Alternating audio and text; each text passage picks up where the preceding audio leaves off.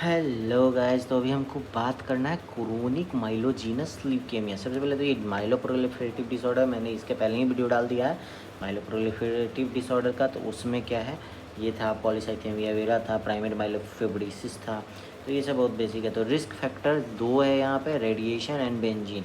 तो आपको रेडिएशन तो याद हो जाएगा क्योंकि इसमें फिलाडेल्फिया क्रोमोसोम होता है। और फिलाडेल्फिया कोई अंग्रेज जगह है, कोई अमेरिका इस टाइप से बड़ा जगह है, तो वहाँ पे रेडिएशन ज़्यादा होगा। तो आप इस तरह से याद रख सकते हैं, रेडिएशन वहाँ ज़्यादा, तो रेडिएशन रिस्क फैक्टर हो गया। अब ये लास्ट है ल्यूकेमिया में, तो फ्यूजन ही हो जाए तो ठीक है, लास्ट है, रैप अप करो, ख़त्म करो। तो ABL BCR जुड़ के फिलाडेल्फिया क्रोमोसोम बनाता है, ठीक है ना।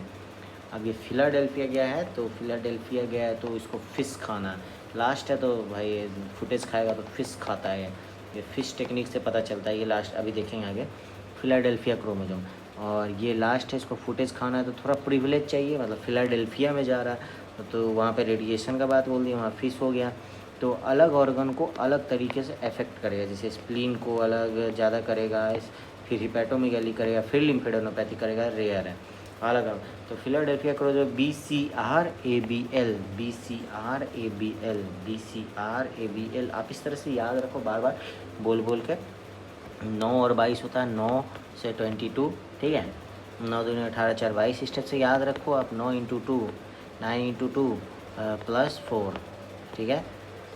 इस तरह से आप याद रखो BCR ABL, जो कि फ्यूजन जीन हो गया, chromosome Philadelphia chromosome 210 kilo Dalton protein हो गया।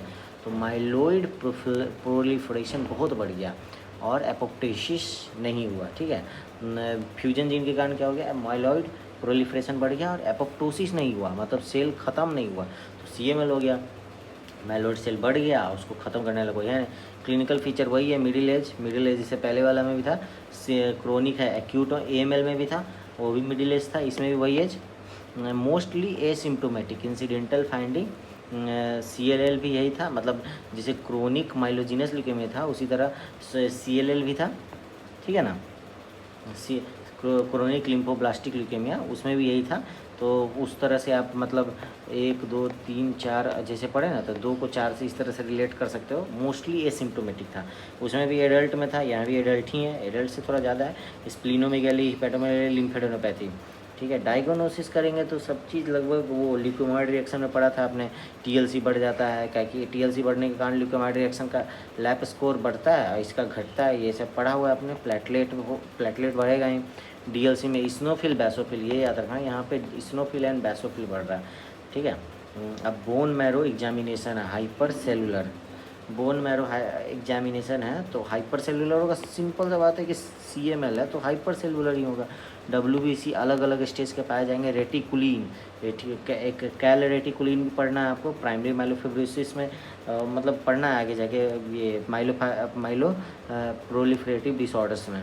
अब स्यूडो गाउचर सेल है, जैसे इससे पहले वाले में क्या था, AML में क्या था, AML में था आपको स्मज सेल, बास्केट सेल, ठीक है, याद होगा आपको, मैंने अच्छे से बताया था। तो histiocyte with C blue granules in cytoplasm. अब CML है तो सीरम B12 बढ़ रहा है, साइटोकेमिस्ट्री लैब स्कोर घट रहा है, साइटोकेमिस्ट्री में लैब स्कोर घट रहा है, ये इंपॉर्टेंट है, याद रखना आप, ठीक है।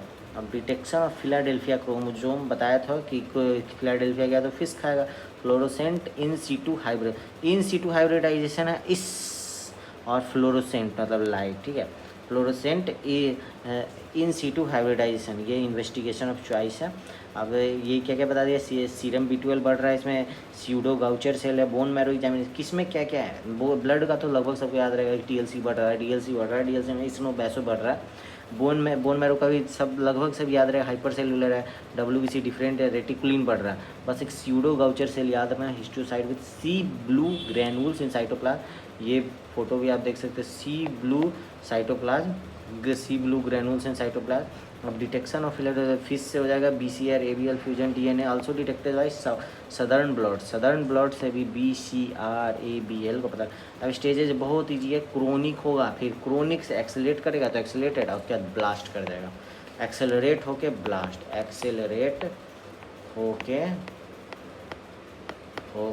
ब्लास्ट हो जाएगा, ठीक है।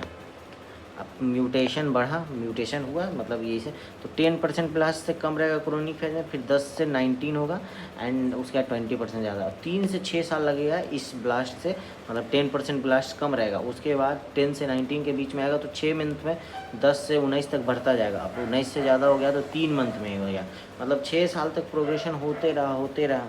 उसके बाद फिर 6 महीना में भी और प्रोग्रेस कर गया और लास्ट में 3 महीने में मतलब पहुंच गया ब्लास्ट फेज में।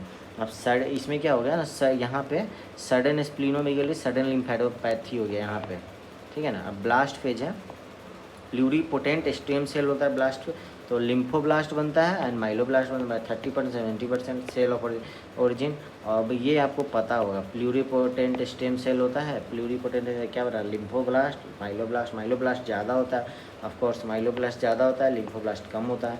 अब CMLF Philadelphia chromosome and tyrosine kinase बढ़ा देता है, टायरोसिन का इमेटिनिब उसी को घटा देता है, इमेटिनिब अब कैंसर सेल बढ़ा देता है, ठीक है ना।